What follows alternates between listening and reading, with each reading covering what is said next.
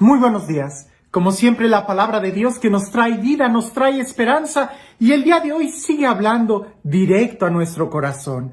Pongamos atención para escuchar lo que quiere decirnos. Y dice así: En aquel tiempo, Jesús recorría todas las ciudades y los pueblos, enseñando en las sinagogas, predicando el evangelio del reino y curando toda enfermedad y dolencia.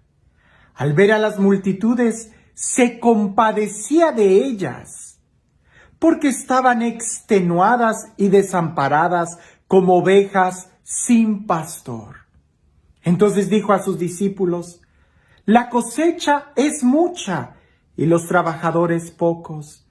Rueguen por tanto al dueño de la mies que envíe trabajadores a su campo. Después llamó a sus 12 discípulos. Les dio poder para expulsar a los espíritus impuros y curar toda clase de enfermedades y dolencias.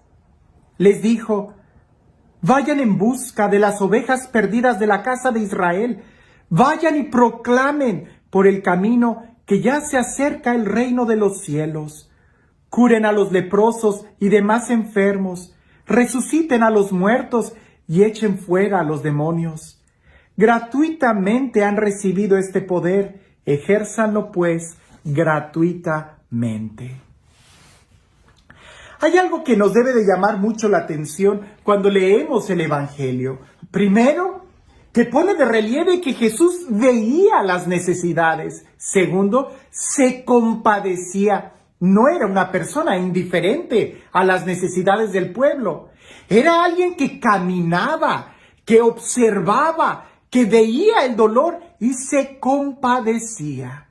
Incluso de tal manera dice que se compadecía de ellas porque las veía extenuadas, las veía cansadas, veía que eran pueblo que parecía que no tenían pastor.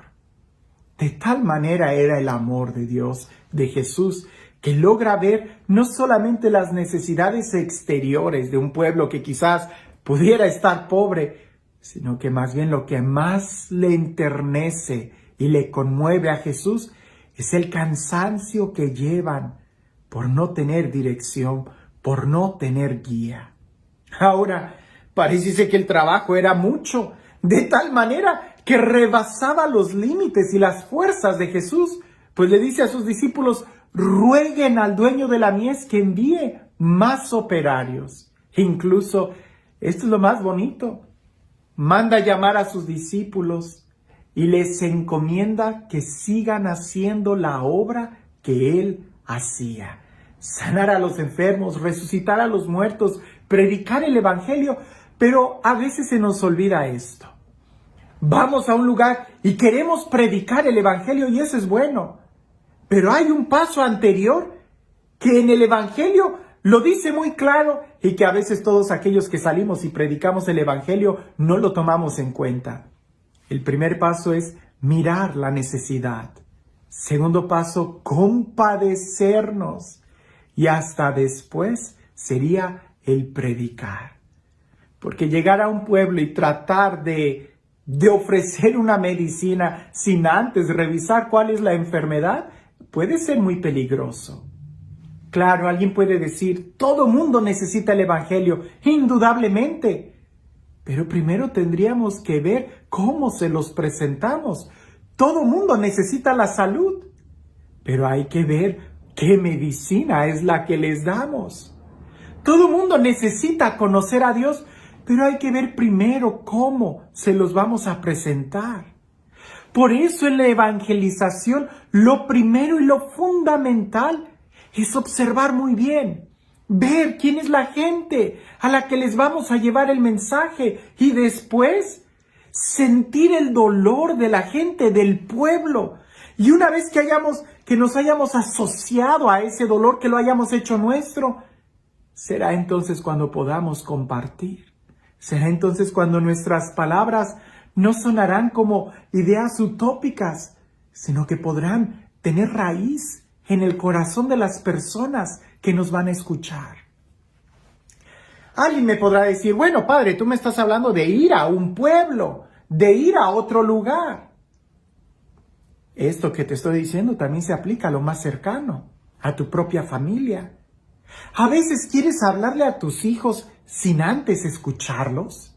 A veces quieres regañar sin antes haber tratado de entender qué fue lo que pasó. Te voy a contar 2 experiencias. Una, a mí me pasó. Y otra, un sacerdote nos la contó cuando nos estaba dando la clase de la confesión. Empiezo con la de este sacerdote. Él nos estaba dando la clase de moral, ¿verdad? Y nos habló un poco sobre el sacramento de la reconciliación.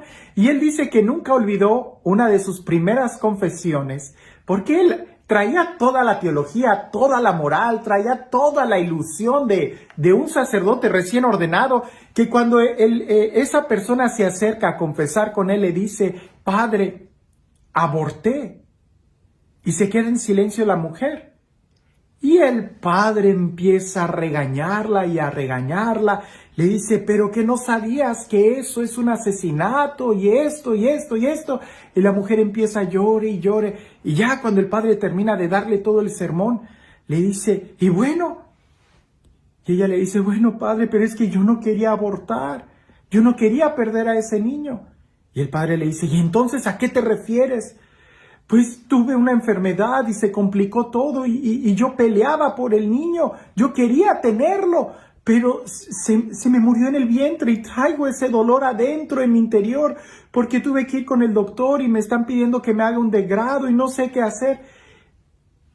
Y al padre le cambió totalmente la mente y sintió, él describe que le cayó un balde de agua fría y le dice: perdóname, hija, no sabía bien lo que te estabas refiriendo. El niño todavía lo tienes en el vientre. Y la mujer llorando le dice: sí, padre, pero ya me dijeron que se murió, que ya lo aborté y yo todavía quiero seguir con la esperanza de tenerlo y los doctores me dicen que me tengo que hacer un degrado porque no está bajando y todas las complicaciones. Y ya el padre totalmente se sintió muy mal, le dio el consejo, la consoló y saliendo de ahí, el padre fue a confesarse de que había pecado de falta de caridad. Dio un consejo, un regaño, predicó sobre la importancia de la vida a la persona equivocada. Hay que escuchar muy bien y después compadecernos. Como por ahí dicen, aún el peor pecador, la peor persona, el drogadicto, el borracho, el alcohólico. Sí, juzgamos severamente esos vicios, pero ¿ya los has escuchado? ¿Ya has sentido lo que hay en sus corazones? Porque creo que no hay una persona que sufra más que aquella que tenga que encontrar una especie de alegría en una violencia, como las drogas, el alcohol, la vida desenfrenada. Cuando yo fui a este lugar de apostolado, se llama San Lucas Totolmaloya, en Aculco, Estado de México, en la República Mexicana. Muy metido, ¿verdad? Una comunidad preciosa. Y cuando yo llegué ahí por primera vez, el párroco muy sabiamente me dice: Everardo, por estas primeras 2 semanas, aunque yo te necesito y necesito que trabajes, es importante que te sientes en la banca y que veas y escuches a la gente sin decirles nada. Tú solamente siéntate y velos. Y me tocó ver cómo los indígenas llegaban, ¿verdad? Con muchas flores y le ponían collares de flores al santo, le llevaban con el copal, entraban en procesiones de rodillas. Y sí, en primera instancia se me hizo aquello muy rudo, se me hizo aquello muy tosco. Y poco a poco, ¿verdad? Tuve la oportunidad de ver varias celebraciones. Incluso en el ofertorio, en la misa, le ponían al padre varias collares de flores. Y ya después de que terminó el primer fin de apostolado, que fue más bien de enseñanza, el padre me preguntó: ¿qué viste? Y yo le empecé a decir: bueno, padre, honestamente no me gustó mucho porque el copal, la forma en no es incienso y yo entiendo. Y el padre me dijo: no me estás respondiendo a la pregunta. Te dije: ¿qué vistes? Entonces ya yo le empecé a describir, bueno, vi que entraban algunos de rodillas, otros entraban en procesión danzando con el copal, otros entregaban flores. Y me dice el padre, ¿y cómo los vistes a ellos? ¿Cómo entraban? Le dije, no, perdón, no los vi. Yo nada más vi las cosas que hacían, pero no los vi a ellos. Me dijo, la próxima fin de semana, trata de ponerte en sintonía con ellos. Fue muy difícil porque mi formación había sido del norte de la República y entrar directamente a una comunidad indígena se me hizo muy difícil. Pero puedo decir que fue y ha sido una de las experiencias más hermosas que he tenido en mi vida. Me enamoré de todas esas comunidades y todavía las recuerdo muy bien, el gozo, las fiestas patronales, cómo sacaban a los santos y hacían esos bailes entre unos con otros, que en un principio yo decía, esto es idolatría, ¿por qué sacan al santo como si el santo fuera a visitar a la otra parroquia, a la otra capilla? Y me tocó tiempo entender que el santo era lo que representaba al pueblo, la comunidad, y que era una forma de apoyar a la otra comunidad.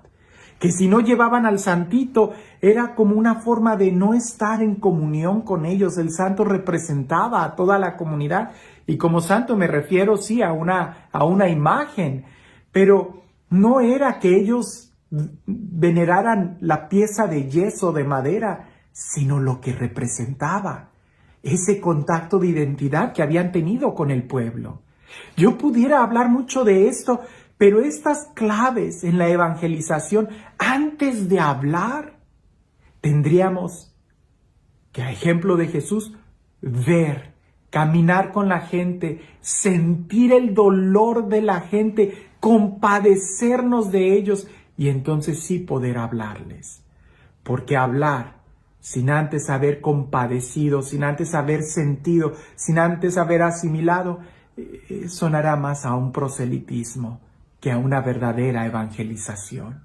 Algo de lo que sucede mucho en los medios de comunicación es de que yo no sé lo que hay del otro lado de la pantalla y a veces conviene que me reduzca mucho a lo que dice el texto bíblico, pero de algo puedes estar seguro. Si podemos aprender algo de este evangelio, es que a ejemplo de Jesús, primero tratemos de mirar el corazón, las personas, sin tanto mirarlo de afuera. Que si hay hambre, que si hay dolor, que si hay miseria, que si hay problemas familiares, Jesús logró mirar el corazón. Logró mirar lo que ellos verdaderamente necesitaban. Antes de ofrecer la medicina, trata de mirar cuál es la enfermedad.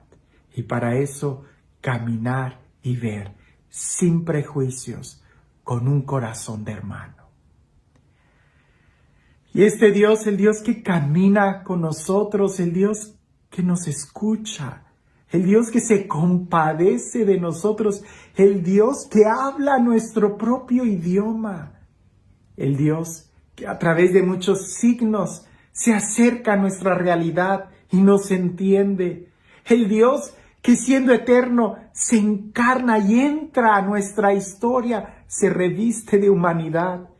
Que sea este Dios, el Dios que es amor y misericordia, quien el día de hoy te bendiga en el nombre del Padre, del Hijo y del Espíritu Santo.